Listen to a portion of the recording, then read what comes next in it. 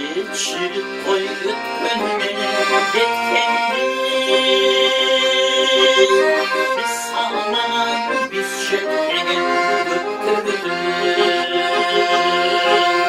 Eriteceğiz da imtenin gündü şörümüz. Gökünün gül götürdük.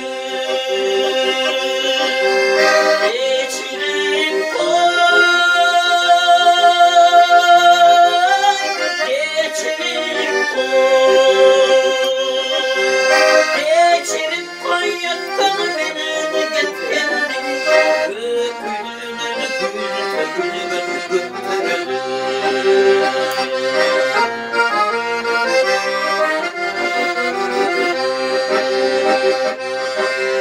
Geçirip koy çağladım çastırdım. Şaşırdım şirin hava bastıktı. Ay yangında ah çölünün kırıldı. Yıldızlardan şaşma dalgan şaştıktı.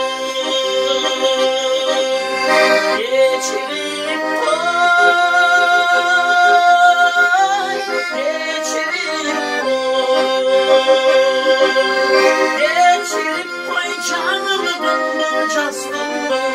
Şaşırmanın çiğ hava bastıktı.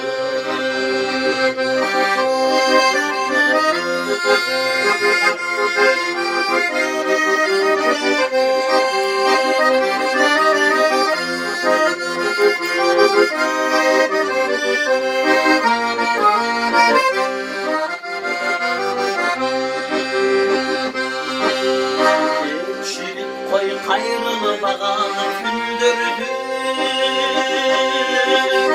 Kıyamamaz kızılaylı gündürdü.